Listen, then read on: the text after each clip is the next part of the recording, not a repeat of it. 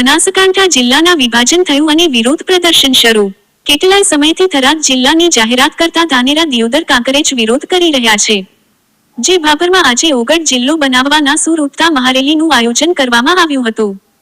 શહેર સમિતિ દ્વારા ભાભર બંધ રાખીને ઓગળ જિલ્લો બને તેના સમર્થનમાં રેલીમાં જોડાવવાનું આહવાન કરવામાં આવ્યું। વેપારીઓ રેલીમાં ના જોડાયા, બજારો સંપૂર્ણ ખુલ્લી રહી।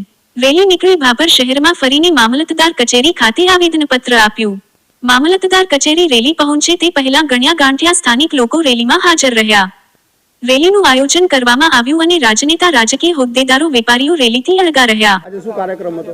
આજે કાર્યક્રમ એવો હતો કે જે ભાભર તાલુકાને ઓગળ જિલ્લાની અંદર સમાવેશ કરવાની માંગણીનો કાર્યક્રમ હતો।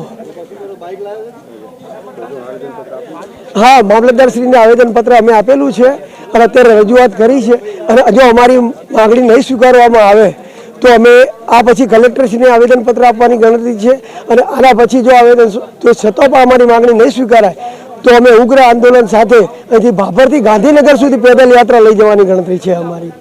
તમે રેલીનું મોટું મહારેલીનું આયોજન કર્યું હતું તો અત્યારે તો કોઈ એટલે 15 થી 20 દેખાય છે। એવું નથી, શિયાળાનો સમય છે, લોક પ્રતિસાદ ઓછો મળે એનો મતલબ એવો છે કે શિયાળાનો સમય છે, એના હિસાબે લોક પ્રતિસાદ ઓછો મળેલો છે। તો દિયોદરમાં ધાનેરામાં તો શિયાળો જ હતો, તો પછી કેમ આટલી બધી પબ્લિક? એ શિયાળાનો સમય હતો, એ લોકોનો સમયમાં ફેરફાર હતો એથી। શું તમે આ માંગણી છે? અમારો આજે કાર્યક્રમ એ છે કે જે અમારા જે જિલ્લો ઓગળ જિલ્લો બનાવવાનો છે ને એ અમારી મંજૂરી છે। જે આ થરાદ છે ને એ અમારે મંજૂરી નથી, કેમ કે રચના માટે ઓગળ છે એ અમારે નજીક પડે છે। બોન દીકરી આપણે ઓગળ જઈ શકે છે તો ત્યાં થરાદ છે ને બોન દીકરી આપણે ના થઈ શકે એટલે દૂર પડે છે, એટલે ના આવી શકે। એના માટે ઓગળ જિલ્લો છે અમારે મહત્વનો છે। અમારે રચની માગણી ઓગળ જિલ્લાની છે, એના માટે અમે આ ઉછેરમ રાખ્યો છે, એના માટે કાર્યક્રમ રાખ્યો છે।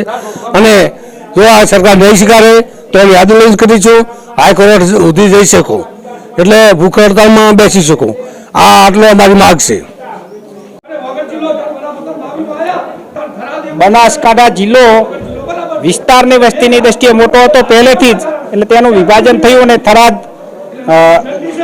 થરાદ જિલ્લો માટેનું જે સરકારે વિચાર્યું છે, પણ તેની સામે ધાનેરા હોય, કાંકરેજ હોય, દિયોદર બધે વિરોધ ઉઠ્યો અને ભાભર પણ આજે વિરોધ નોંધાવીને મામલતદાર કચેરી ખાતે મામલતદાર સાહેબને આવેદનપત્ર આપ્યું છે કે અમારો સમાવેશ દિયોદરને વડુ મથક બનાવે અને ઓગળ જિલ્લો બનાવે તેના માટે માગણી કરી છે। આ વિસ્તારની તમામ જનતા એક સાથે એક અવાજે માગણી કરી છે।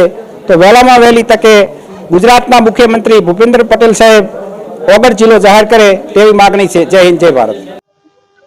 ઓકે, હું અતુલ ગોકલાણી, વેપારી એસોસિએશન પ્રમુખ।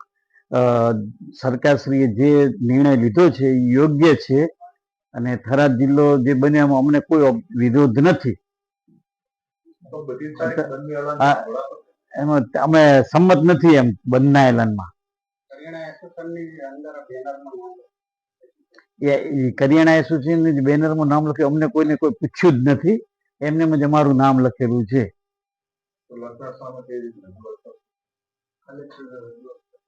આ બાબતે કલેક્ટરને રજૂઆત કરી છે।